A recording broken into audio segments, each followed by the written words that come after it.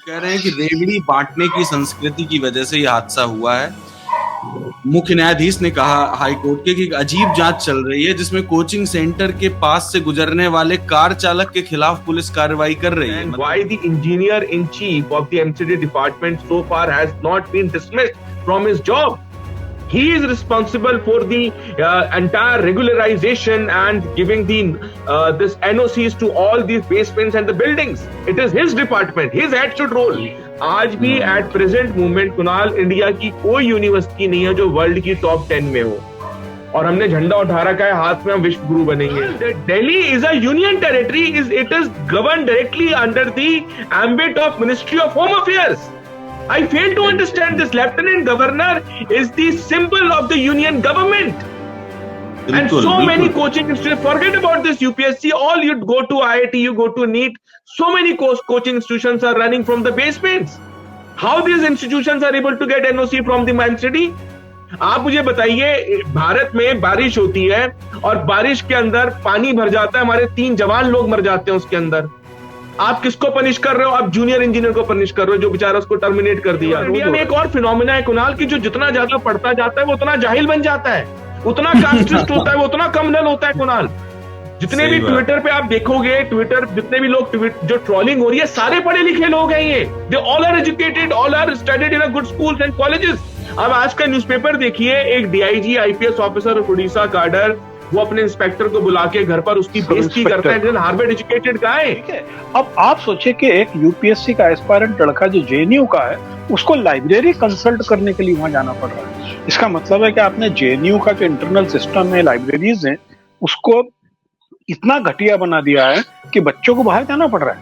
आपका बस एलजी पे नहीं चल रहा है, आपका बस म्युनिसिपल कमिश्नर पे नहीं चल रहा है, आपका बस चीफ इंजीनियर पे नहीं चल रहा है, तो आप सड़क पे से थार ले जा रहा है उसको, जो बेलदार है, जो मजदूर वहां पे नाली साफ करता है उसको, जो कॉन्ट्रेक्चुअल सब इंजीनियर है उसको सस्पेंड करके उसका है। लेकिन दिल्ली, जिसके अंदर अभी आप पिछले 10 साल में लगभग 400 करोड़ रुपए स्मार्ट सिटी बनाने के नाम पे खर्च कर चुकी है, और जिस लुटियन दिल्ली की अश्विनी बात कर रहे हैं, पिछले 5 साल में थोड़ी सी बारिश में सबसे ज्यादा जल भराव लुटियन दिल्ली में ही हो रहा है। लेकिन हमारे यहाँ तो जो भोपाल आ जाता है, जो लखनऊ आ जाता है, तो फिर लखनऊ में चिन्हट तक मकान बना लेता है, भोपाल में सीहोर तक बना लेता है ना। उसकी आत्मा वहीं फंस जाती है, आत्मा वहीं अटक जाती है उसी के अंदर, बाबू राज के अंदर, है ना। तो ये आत्माओं को जब तक मुक्त नहीं किया जाएगा ना महानगरों से, है ना, बिल्कुल, क्योंकि आज रिटायर्ड अफसर को एक मंशा रहती है कि वो अपने से बड़े वाले अफसर के थोड़ा सा दिन वो पिस्सू सरी का चुपका रहेगा, जिससे कुछ कॉन्ट्रेक्चुअल वर्क, कुछ इंक्वायरी टाइप का वर्क, कुछ ना कुछ उसको मिलता रहे। सलाम, नमस्कार, मैं हूं कुणाल पाठक और आप देख रहे हैं द लखनऊ पोस्ट आज का अखबार। आज के अखबार में है मेरे मेहमान पंकज चतुर्वेदी जी, एनबीटी के पूर्व संपादक और इंडिया क्लाइमेट चेंज के एडिटर, और मेरे दोस्त अश्विनी शंकर। अश्विनी, हम लोग अगली खबर की ओर बढ़ते हैं। इसमें दिल्ली कोचिंग हादसे की बात है। हमारी तब से बातचीत भी नहीं हो पाई और ये दिल्ली कोचिंग में जो हादसा हुआ, सारे लोग अवेयर होंगे इस पर। कल दिल्ली हाईकोर्ट ने इस पर सुनवाई की थी और सुनवाई पर उन्होंने कहा क्या, ये बात बड़ी अजीब है, मतलब बहुत ही दिलचस्प है जानने वाली। वो कह रहे हैं कि रेवड़ी बांटने की संस्कृति की वजह से यह हादसा हुआ है।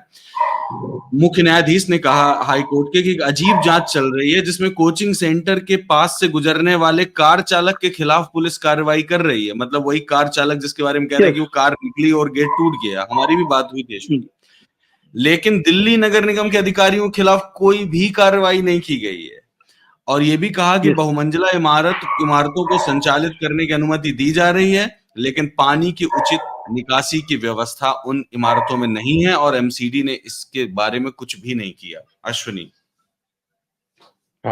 कुणाल, अगर आपने आज का अखबार देखा होगा तो मैं यहीं से शुरू करूंगा कि अभी 3 दिन पहले हमने देखा वहां 3 बच्चों की डेथ होगी, और आजकल जब बारिश हुई है रात को, आज पूरी फ्लडिंग थी वहां पर पूरे ओल्ड राजेंद्र नगर। आज कल ही फ्लडिंग, जिस समय सॉरी अश्विनी जी, जिस समय हाईकोर्ट का जज ये टिप्पणी कर रहा था, उस समय आधी दिल्ली डूब चुकी थी। आधी ठीक दिल्ली उसी डूब समय। चुकी थी, बिल्कुल। हाँ कुणाल, क्योंकि अगर आपको दिल्ली को समझना है ना, आप दिल्ली को लुटियंस में बैठकर इंडिया गेट के आसपास में रहकर आप दिल्ली नहीं समझ सकते हैं। वो एक अलग दिल्ली है कुणाल। अगर आपको दिल्ली में को समझना है तो आपको दिल्ली में उतरना पड़ेगा। आपको ये जो इश्यू हुआ जिसमें बहुत ही दुर्घट घटना ये हुई और बहुत ही दुखद घटना हुई है कि माई हार्ट क्राइज फॉर दो 3 young souls who died accidentally in this kind of a situation. आप समझिए कुणाल, पहली बात तो कुणाल मैं यहां से शुरू करूंगा कि कोचिंग की आवश्यकता क्यों पड़ती है हमारे देश में। क्यों? पहला सवाल तो ये है कुणाल। मैं एक बात समझ ही नहीं पा रहा हूं कुणाल कि जब आपके पास ना कैपेबिलिटी है, ना आपके पास कैपेसिटी है, ना आपके पास इंफ्रास्ट्रक्चर है, ना आपके पास डिलीवरेबल्स हैं, तो फिर आप ऐसा एग्जाम कंडक्ट ही क्यों कर रहे हो जहां पर आपको इतनी, क्योंकि आप यूपीएससी का कोई भी क्वेश्चन देखिए Kunal, that question asks the student to think critically, analyze critically, elaborate, examine the statement। तो वो चीजें तो यूनिवर्सिटीज और स्कूल्स में सिखाई जाती हैं, लेकिन हमारी यूनिवर्सिटीज और स्कूल्स किस तरीके से काम कर रहे हैं, you know better than me Kunal, right और रॉन्ग।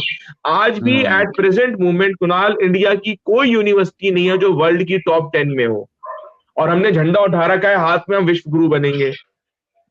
हमारा कोई इंजीनियरिंग कॉलेज नहीं है कुणाल जो वर्ल्ड के टॉप 20 में हो। सिर्फ एक यूनिवर्सिटी वर्ल्ड के टॉप 20 में आई, वो था Indian institute of science Bangalore, right और रॉन्ग।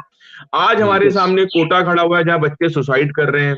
आज आपने देखा, मैं सवाल पूछना चाहता हूं, जब ये बेसमेंट्स को एनओसी दे रहा था, एमसीडी के अंदर एक बिल्डिंग डिपार्टमेंट होता है, तो I fail to understand why the engineer in chief of the MCD department so far has not been dismissed from his job.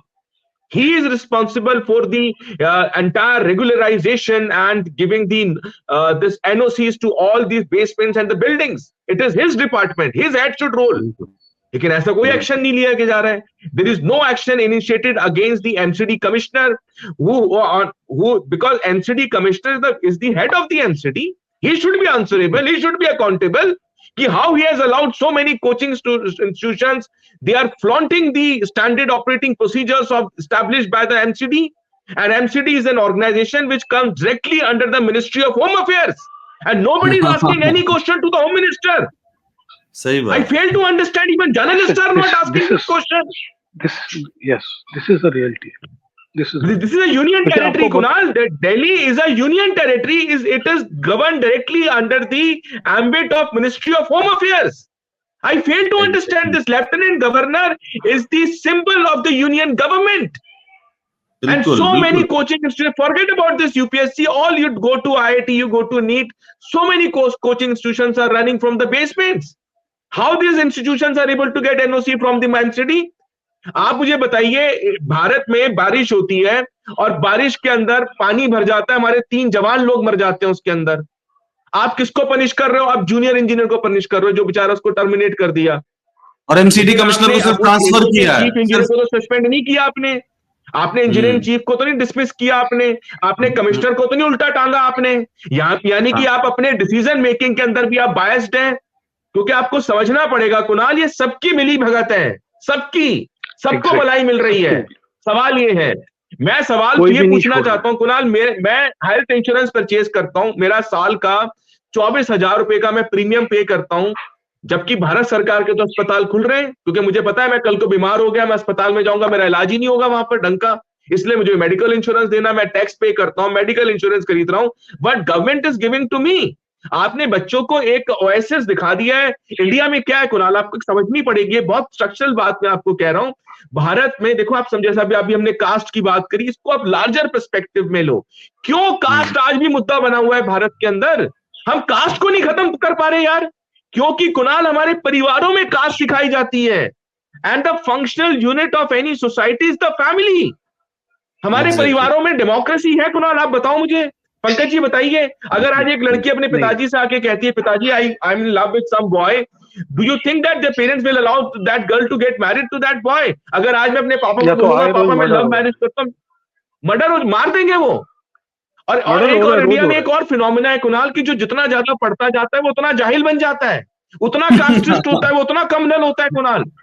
जितने भी ट्विटर पे आप देखोगे, ट्विटर जितने भी लोग जो ट्रोलिंग हो रही है, सारे पढ़े लिखे लोग हैं ये, they all are educated, all are studied in good schools and colleges, अब आज का न्यूज़पेपर देखिए, एक DIG IPS officer Orissa cadre वो अपने इंस्पेक्टर को बुला के घर पर उसकी सब बेइज्जती करता है, इंस्पेक्टर हार्वर्ड एजुकेटेड गाय। आप सब सोचो, इंस्पेक्टर को सब इंस्पेक्टर को घर पे बुला के उसकी पूरी फैमिली को बेइज्जत करता है। यार आपने क्या बना दिया है ये आईएएस आईपीएस फलाना ढिमका, ये क्या क्रिएट कर दिया बवाल आपने लोगों के लिए, और कोई इस बात को चैलेंज ही नहीं कर रहा है इस देश में, कोई सवाल पूछ ही नहीं रहा है। आप हमें, मुझे आज भी I would like to quote the words of professor Yashpal Kunal, is a great educationist. उन्होंने एक बहुत अच्छी बात कही थी, हमको अपने एजुकेशन सिस्टम को रीस्ट्रक्चर करने की जरूरत है। प्रॉब्लम कुणाल, अब हुआ, अब उनको स्केपगोट ढूंढना है। अब वो आदमी गाड़ी लेके जा रहा था, वो गाड़ी लेके गया, पानी अंदर घुसा, वो उसी पानी से बच्चों की डेथ हुई। क्योंकि कुणाल, नहीं, आप सोचो हमारे यहाँ पे इसमें आपको एक मजेदार, अश्विनी जी इसमें एक मजेदार चीज बताऊं आपको। वो जो मनोचा करके आदमी है जो थार गाड़ी लेके जा रहा था, उसको हाँ जी, जब हाँ जी। जुडिशियल मजिस्ट्रेट फर्स्ट क्लास के सामने जमानत के लिए पेश किया गया तो उसने बोला कि नहीं, ही इज इक्वल रिस्पॉन्सिबल, इसको जमानत नहीं दे सकते।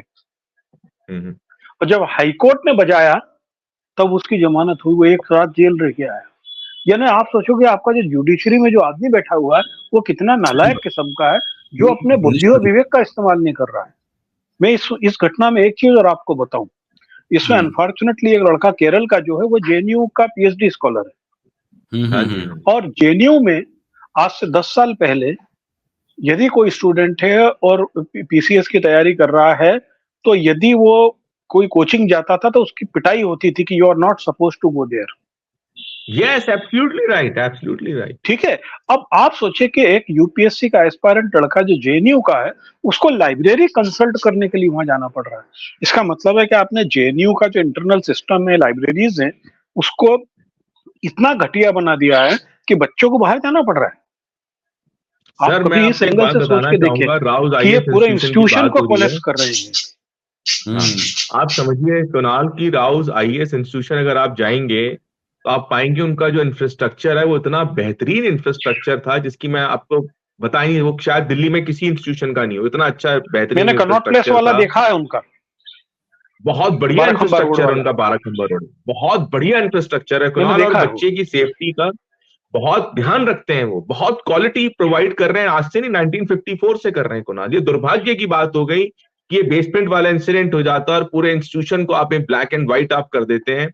क्योंकि कुणाल हमारे को एनालिटिकली सोचना पड़ेगा हमको। अगर आप एक बात बताओ कुणाल, क्या हम यहाँ पे जयपुर मॉडल नहीं लेके आ सकते कुणाल? दिल्ली के अंदर जयपुर में क्या हुआ कुणाल, देखो आप इग्नोर नहीं कर सकते, आप डिनाइल मोड में नहीं जा सकते। कोचिंग आज भारत की रियलिटी है, हमारे पास संसाधन कम है, उन संसाधनों को अप्लाई करने के लिए बहुत सारी जनता है हमारे, तो हमें कहीं ना कोई ना कोई बेंचमार्क लगाना पड़ेगा कुणाल, राइट? कोई फिल्टर हमें लगाना पड़ेगा। तो अब जयपुर में इन्होंने क्या किया, जयपुर में एक जगह है प्रताप नगर, वहां पे इन्होंने कोचिंग हब करके गवर्नमेंट ऑफ राजस्थान ने एक बहुत बड़ा लैंड दिया, पूरा इंफ्रास्ट्रक्चर दिया और कहा यहाँ पर आप पढ़ाइए, प्रॉपर स्टैंडर्ड ऑपरेटिंग प्रोसीजर्स को आप फॉलो कीजिए। ये मॉडल दिल्ली में भी आ सकता है कुणाल। आप बताओ, राजेंद्र नगर एक रेजिडेंशियल एरिया है कुणाल, क्या आज ग्रेटर नोएडा इनकी बगल में पड़ा हुआ है, ग्रेटर नोएडा पूरा खाली पड़ा हुआ है कुणाल, नोएडा में इतनी लैंड है, ये यहाँ पर एक बढ़िया सा कोचिंग हब बना सकते हैं जहां पे सारे कोचिंग सेंटर्स को एक नॉमिनल प्राइसेस पर ये स्पेस दे सकते हैं और जहां पर एक स्टैंडर्ड एजुकेशन हम प्रोवाइड करा सकते हैं, जैसे कोटा में किया गया, राजस्थान में किया गया है कुणाल। क्योंकि ये रियलिटी, हमें इसको एक्सेप्ट करना पड़ेगा, दैट इज द रियलिटी। हमारे पास एक चेक एंड बैलेंस होना चाहिए। मैंने चाइना में देखा था, पेचिंग में एक कंप्लीट डिस्ट्रिक्ट है जो केवल एजुकेशन हब है। वहां पर इंस्टीट्यूशंस हैं, हॉस्टल्स हैं, मार्केट है, सब कुछ केवल उसमें, उसके अलावा और कुछ नहीं होता। हालांकि दिल्ली में अब एलजी ने बोला है कि जो नरेला इलाका है जो अलीपुर रोड पे है, वहां पर कम से कम 5000 तो डीडीए के फ्लैट खाली पड़े, वहां कोई खरीदार नहीं है, क्योंकि वो आउटस्कर्ट है और थोड़ा सा वो चूंकि थोड़ा सा क्राइम इफेक्टेड इलाका कहलाता है। तो अब वो कह रहे हैं कि नरेला इलाके को हम कोचिंग इंस्टीट्यूशन हब के रूप में डेवलप करेंगे। लेकिन समस्या क्या है आपको मालूम है, दिल्ली में बड़े बड़े लोगों का 2 नंबर का पैसा प्रॉपर्टी में लगा हुआ है और वो सब चाहते हैं कि जो सेंट्रल दिल्ली की प्रॉपर्टीज है, ओल्ड दिल्ली सेंट्रल दिल्ली की प्रॉपर्टी है, राजेंद्र नगर जो है ना, Rajendra Nagar, old Rajendra Nagar, new Rajendra Nagar, up to Karol Bagh, ये पूरा एनडीएमसी का इलाका है। हाँ जी, वहां कोई भी आदमी, जिन लोगों ने हाँ, 2 हाँ नंबर जी, के पैसे से प्रॉपर्टी खरीदी हुई, वो नहीं चाहते कि उसकी कीमत गिर जाए। आप बताइए, हाँ जी, दिल्ली में इतने बड़े बड़े अग्निकांड हुए, लेकिन आज की तारीख तक सदर बाजार, वो पुरानी दिल्ली से यानी शोरे से लेकर और मसाले तक के जो थोक के गोडाउन है, वो नहीं हटे। जब आग लगती है तब बोलते हैं कि नहीं, अभी हटाने वाले हैं, और जब खत्म हो जाता है तो बिल्कुल, वहीं के वहीं बने रहते हैं। और पंकज जी, मैं ये कह रहा था, जैसे अश्विनी कह रहे थे कि वहां का राव राइस का इंफ्रास्ट्रक्चर बहुत अच्छा है। मेरी पहले भी इनसे बात हुई है, तब भी उन्होंने कहा कि वहाँ इंफ्रास्ट्रक्चर अच्छा है। पर क्या ये असंवेदनशील नहीं होगा ये कहना कि वहाँ इंफ्रास्ट्रक्चर अच्छा है, 3 बच्चे वहां मर गए? आप ये सोचिए कि हादसा तो हुआ है ना, और नहीं, हर साल पानी भरता है, हादसा तो और हर पिछले साल हफ्ते पानी सड़क पे भरता भी है। हो गया था। पंकज जी, हर साल हादसा तो पानी पिछले बरसता हफ्ते सड़क पे उस बच्चे के साथ भी हो गया है, जो प्रीलिम क्लियर किए हुए और उसके घर के बाहर पानी है। भरा हाँ, था, तो बिजली एमसीडी के की तार में चिपक जिम्मेदारी है, के मर ऑफ गया कोर्स था। एमसीडी की जिम्मेदारी है। असल चीज है, देखिए, हमारे यहाँ ये नियम है कि जब शेर पे बस ना चले तो गधैया के कानों में ठो। आपका बस बिल्कुल, एलजी पे नहीं चल रहा है, आपका बस म्युनिसिपल कमिश्नर पे नहीं चल रहा है, आपका बस चीफ इंजीनियर पे नहीं चल रहा है, तो आप सड़क पे से थार ले जा रहा है उसको, जो बेलदार है, जो मजदूर वहां पे नाली साफ करता है उसको, जो कॉन्ट्रेक्चुअल सब इंजीनियर है उसको उसको सस्पेंड करते हो। आप जो अकाउंटेबिलिटी है, मैंने एक इंस्टीट्यूशन चलाने के लिए वो बहुत बड़े लेवल पे टैक्स दे रहे हैं, तो इंफ्रास्ट्रक्चर की रिस्पॉन्सिबिलिटी कम से कम गवर्नमेंट की भी तो होगी कि नहीं होगी? देखिए, वो एक दो अलग मसले हैं। हमारा परीक्षा तंत्र कैसा हो गया है, हमारे परीक्षा तंत्र की तैयारी के लिए हमको क्या क्या करना पड़ रहा है, वो एक एक अलग मसला है। लेकिन दिल्ली, जिसके अंदर अभी आप पिछले 10 साल में लगभग हम्म 400 करोड़ रुपए स्मार्ट सिटी बनाने के नाम पे खर्च कर चुके हैं, हम्म और जिस लुटियन दिल्ली की अश्विनी बात कर रहे हैं, पिछले 5 साल में थोड़ी सी बारिश में सबसे ज्यादा जल भराव लुटियन दिल्ली में ही हो रहा है। सबसे ज्यादा।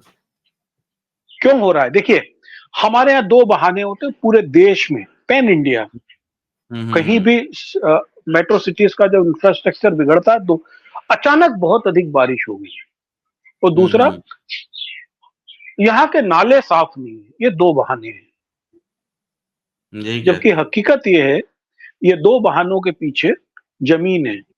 हमने उस शहर के नदी, तालाब, जोहड़, जो बारिश की हर बूंद को इकट्ठा करके रखते थे, उनको नष्ट कर दिया। दिल्ली में 42 किलोमीटर यमुना बहती है। यदि यमुना का रिवर बेड खाली हो, तो यमुना से पूरी गाद केवल दिल्ली की निकाल दी जाए, तो आज जितना पानी बरसा उससे 10 गुना पानी भी उस नदी में इकट्ठा होगा, और अकेले दिल्ली नहीं, गुड़गांव, गाजियाबाद, बहादुरगढ़ तक साल भर 24 घंटे पानी देने के लायक होगा। लेकिन हमको तो अक्षरधाम भी उसी पे बनाना है, और जब बात आएगी तो ओखला में मुसलमानों की झोपड़ी तोड़ेंगे हम जाके, कि नदी बिल्कुल सही कह रहे पे हैं से पंकज जी, अतिक्रमण बिल्कुल हटाना सही है कह रहे हैं। है ना? लेकिन गांधीनगर नहीं तोड़ेंगे। गांधीनगर, आपको मालूम है, गांधीनगर जो गीता कॉलोनी वाला इलाका है, वहां के हर हम्म बेसमेंट में थोड़ी बारिश में 4-4 फीट पानी आ रहा है, और जिस दिन बारिश के दिन में कोई भूकंप आया, आप ईस्ट दिल्ली के उस इलाके में तबाही देखना, क्योंकि वो ग्रेवल इलाका है, वहां रेत का इलाका है, वहां पे सब लोगों ने बेसमेंट में अपने गोडाउन बना रखे, और वो हम्म गोडाउनों में पानी भर रहा है, क्योंकि वो यमुना का रिवर बेड है। अभी आपको तबाही देखनी है इस शहर की ओर, हम्म क्योंकि हम लोग जो हैं लोभी हैं। क्यों नहीं चाइना का मॉडल अपनाया जाए कि जिस दिन आपकी सरकारी नौकरी या आपका उस शहर से नौकरी खत्म हुई, आपका मकान खाली होगा और आपको अपने गांव वापस जाना होगा। वहां पे एक नियम है कि जैसे कि मेरी नौकरी लगी, तो मुझे हम्म मकान के लिए अप्लाई करना होगा, फिर आपका एक वेबसाइट पे जाएगा कि इसकी यहाँ कोई प्रॉपर्टी तो नहीं, लोग उसमें ऑब्जेक्शन भी लगाते हैं, सही भी फर्जी भी। उसके बाद में जिस दिन तक की आपकी नौकरी, उसके 1 महीने के लिए आपको मकान अलॉट हो जाएगा। जैसे दिसंबर 2024 में आपका नौकरी खत्म होनी है, तो जनवरी 2025 तक आपके वहां मकान रहेगा, then you have to move back to your place. लेकिन हमारे यहाँ हम्म तो जो भोपाल आ जाता है, जो लखनऊ आ जाता है, वो फिर लखनऊ में चिन्हट तक मकान बना वो लेता है, जाता ही नहीं भोपाल में वो सीहोर तक बना लेता है ना? उसकी आत्मा वहीं फंस जाती है नहीं? आत्मा वहीं अटक जाती है उसी के अंदर, बाबू राज के अंदर, है ना। तो ये आत्माओं को जब तक मुक्त नहीं किया जाएगा ना महानगरों से, है ना, बिल्कुल। क्योंकि हर आज रिटायर्ड अफसर को एक मंशा रहती है कि वो अपने से बड़े वाले अफसर के थोड़ा सा दिन वो पिस्सू सरी का चुपका रहेगा, जिससे कुछ कॉन्ट्रेक्चुअल वर्क, कुछ इंक्वायरी टाइप का वर्क, कुछ ना कुछ उसको मिलता रहे। और इसी चक्कर में ये महानगरों को स्लम बना दिया है। यही है और यही हाल दिल्ली का ही है, अपनी राजधानी का।